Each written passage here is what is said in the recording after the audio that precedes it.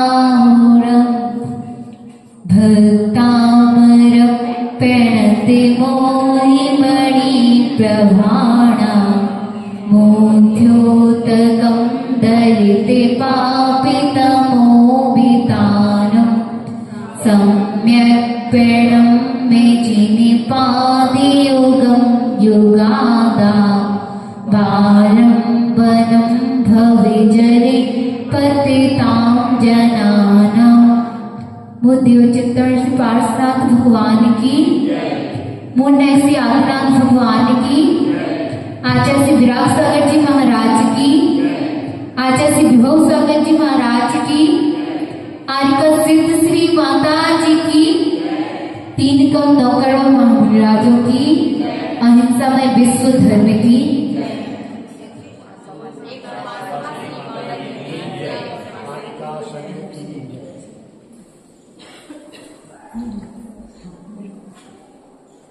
आज कौन सा काव्य पढ़ना है? आज भक्तांबर का नवे काव्य में अपन क्या कर रहे हैं? प्रवेश कर रहे हैं। कौन से काव्य में? नवे काव्य में। अस्तां तवस्ते वनिमस्ते समस्ते दोषं तत्संकेतापि जगतां दुरितानि हन्ति दूरे सहस्र किरणा कुरुते प्रवैव पद्माकरे सुजरे जानि विकासे भाजे दूरी रही बने संतत तेरा जो निर्दोष अरे तेरी कथा मात्र ही जग के सारे पाप हरे दूरी दिवा करे नवे में रहता जग प्रभाव ठहरे सरोवरों में दिखे देखो सुंदर सुंदर कमल खिले। हे चरित्र नायक, संपूर्ण दोषों से रहित आपका पवित्र कीर्तन तो बहुत दूर की बात, आपकी मात्र स्तुति करने से, चर्चा करने से हमारे पाप रूपी अंधकार दूर हो जाते हैं, पाप रूपी समूह नष्ट हो जाते हैं। आपकी अचिंत शक्ति का तो क्या कहना। आप जैसे सूर्य कमल के पूर्व ही जब उसकी प्रभापुंज मात्र से सरोवर के कमल खिल जाते हैं, जैसे ही सूरज निकलता है तो जो सरोवर में कमल रहते हैं वह खिल जाते हैं। उसी प्रकार आपका नाम मात्र लेने से हमारे जो अनेक अनेक पाप रूपी समूह हैं वह क्या हो जाते हैं? दूर हो जाते हैं। जैसे पाप सूर्योदय होने पर उसकी किरणें इस पर से खिले हुए, इसमें संदेह नहीं है कि कमल जैसे ही सूरज खिलेगा उस कमल ना खिले, इसमें कोई संदेह है? जैसे कि हम आपकी भक्ति करेंगे तो क्या हमारे पाप रूपी समूह नष्ट नहीं होगा, इसमें भी कोई संदेह नहीं है। भक्तांबर स्तोत्र अमर भक्ति धारा में आवाहन करते हुए अपने चित्त को उज्ज्वल शीतल और निर्मल बनाते हुए पापों का प्रक्षालन पुण्य का संचय करते हुए हम क्या कर रहे हैं? अपने उपयोग को निर्मल कर रहे हैं। किसको? उपयोग को निर्मल कर रहे हैं। जब हमारा उपयोग निर्मल हो जाएगा तो भाव अपने आप सुधर जाएगा। सुधरेगा कि नहीं? सुधर जाएगा। जब हम कसायों का त्याग करेंगे, तब कसायों का त्याग करेंगे तब ज्ञान और वैराग्य हमारे अंदर आ पाएगा, प्रवेश कर पाएगा। कब करेगा हमारे अंदर? जब हम कसायों का त्याग कर देंगे तब हमारे अंदर ज्ञान और वैराग्य आ पाएगा। ही भगवान, हम आपके पास आए हैं तो किसका त्याग करने आए हैं? हमारी जो अंदर से कसाई उत्पन्न होती है उनका त्याग करने आए हैं आपके पास। आपकी भक्ति हमारे अंदर रहने उठा रही है कि हम आपकी भक्ति कर सकें। आपका जो मुख है ना, वो हमारे अनंत अनंत पापों का नाश करने वाला है कि नहीं? आपका सिर्फ मुख मात्र हमारे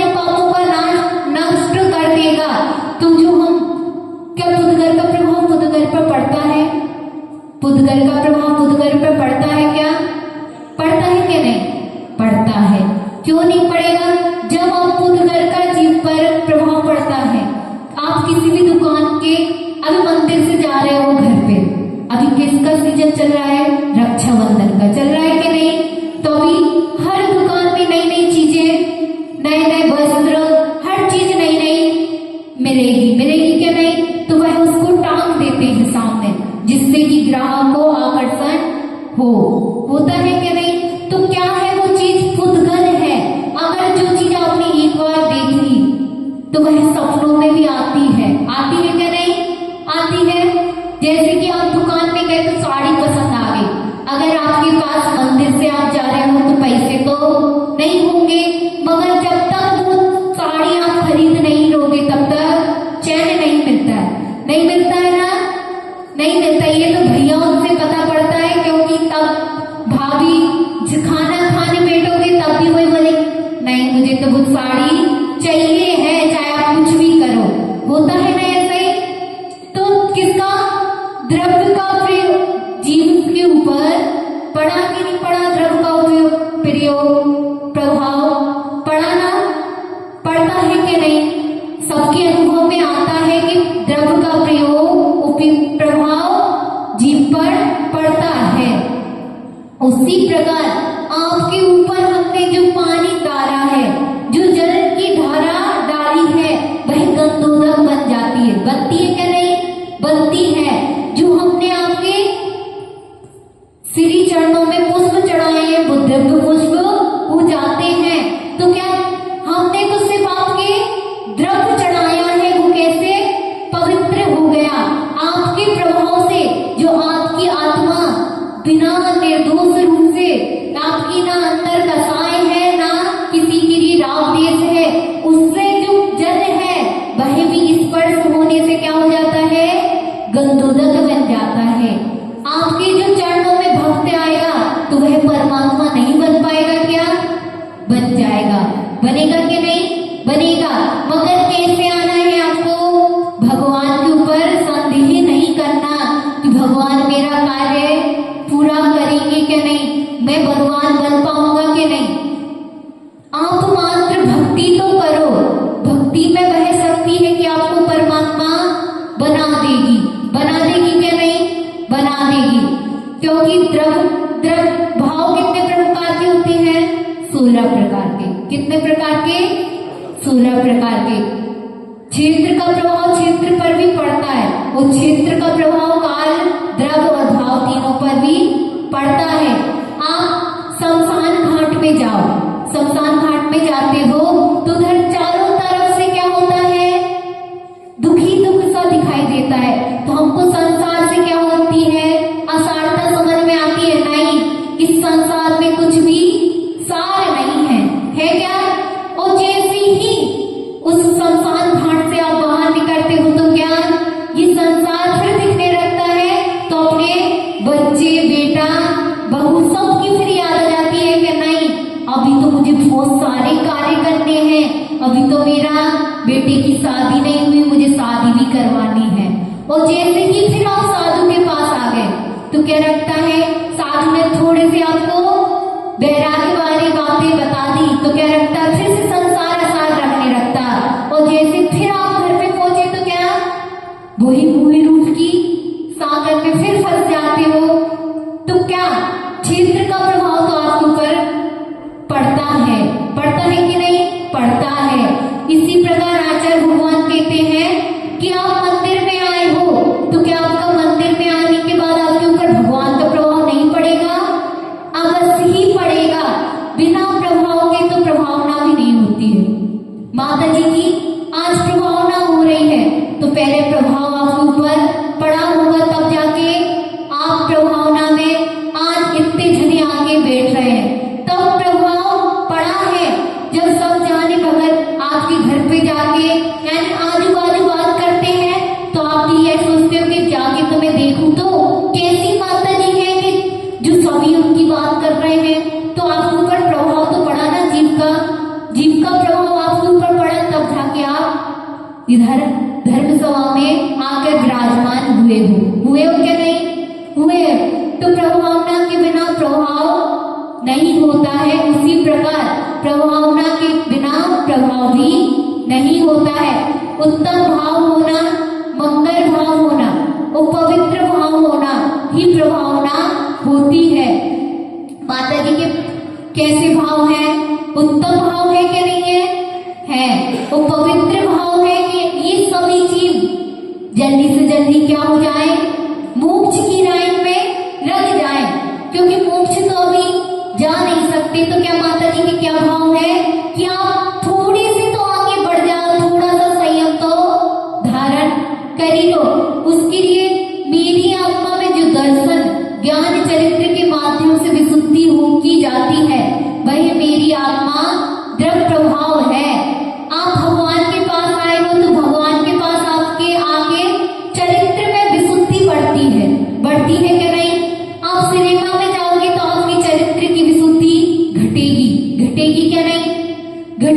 उधर, क्योंकि ऐसा माहौल बना के रखा है कि उधर आपका चरित्र कभी पालन नहीं हो सकता है। उधर आप जाओगे तो आपकी चरित्रता में थोड़ा सा तो निसंदेह थोड़ा सा तो आपके दोष लगेगा ही। उसी प्रकार आप मंदिर में आओगे तो आपकी विशुद्धि बढ़ती जाएगी और एक दिन इतनी बढ़ जाएगी कि आप भी सिद्ध परमात्मा बन जाओगे। इसीलिए आचार्य परमेष्ठी कहते हैं, जैसे गंधोदक होता है ना, जिनवाणी वह रिमझिम पानी है, जिनवाणी वह रिमझिम पानी है जो सदा सुहाता है, श्रद्धा राता है और ज्ञान उगाता है। जिनवाणी आप हमेशा सुनोगे तो आपको कुछ ना कुछ थोड़ा तो समझ में आता ही है, और वह जिनवाणी हमेशा किसी भी जीव को जो पुण्यात्मा होगा, जिसका भाव पुण्य वाला होगा, तो जिनवाणी सुजाएगी। क्या होगी? जिनवाणी अच्छी लगेगी। लगेगी क्या नहीं? वो जो पापी होगा उसको जिनवाणी कैसी लगेगी? अच्छी नहीं लगेगी।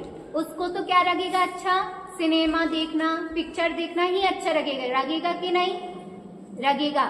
उसी प्रकार आचार्य परमेष्ठी कह रहे हैं, जिनवाणी वह रिमझिम पानी है, सदा सुहाता है, जो श्रद्धा रहता है और ज्ञान उगाता है, चारित्र बढ़ाता है। आप जिनवाणी सुनोगे तो आपकी श्रद्धा होगी क्या नहीं? आप शास्त्र के ऊपर श्रद्धा भी रखोगे क्योंकि आप जिनवाणी को सुन रहे हो। श्रद्धा रहती है और ज्ञान को उगाती है। यानी आप जितनी एक दिन में एक काव्य भी पढ़ोगे ना, तो आपके अंदर उतना ज्ञान आता जाएगा। आचार्य परमेष्ठियों के पास ज्ञान कैसे आता है? आचार्य परमेष्ठियों के पास ज्ञान कैसे आता है? उनके पास वो स्वाध्याय तो करते हैं, स्वाध्याय के साथ साथ उनमें विनम्रता भी होती है और गुरुओं के प्रति विनय होती है। आचार्य परमेष्ठी माता जी बताती हैं कि आचार्य परमेष्ठी को विराट सागर महाराज जी बोल देते थे कि आपको कमरा में बैठकर बेटा जब तक आहार के लिए नहीं उठना है तब तक आपको काव्य याद ना हो जाए। तो आचार्य श्री पूरे अपने कार्य करके प्रवचन यानी शांति धारा से लेकर पूरे कार्य करके आ जाते थे, मगर आचार्य श्री उस पार्टी से नहीं उठते थे और ना उस जगह से उठते थे। तब तक आचार्य परमेष्ठी बोल नहीं देते थे कि बेटा आप उठ जाओ और आहारचर्या के लिए चले जाओ। तो उनमें विनम्रता है, विनय है, तो आज उनमें ज्ञान है कि वो समाधि भक्ति के कितने छंद लिख चुके हैं, 590 से ऊपर छंद उनके लिखा चुके हैं। अगर उनमें विनय नहीं होती तो क्या उनमें ज्ञान आ पाता? नहीं आ पाता। इसलिए विनय सब चीज का मूल कारण है। आपके अंदर विनय है तो सब चीज अपने आप प्रकट हो जाएगी। इसलिए आपको क्या करना है? विनय अपने अंदर लाना है। विनय लाओगे तो आपको बिना पढ़े सुनकर ही हर चीज याद होने लगेगी। इसलिए आप विनय लाओगे तो आपका भाव का कल्याण हो जाएगा। बोलो अहिंसा में विश्व धर्म की। हरिका संघ की जय।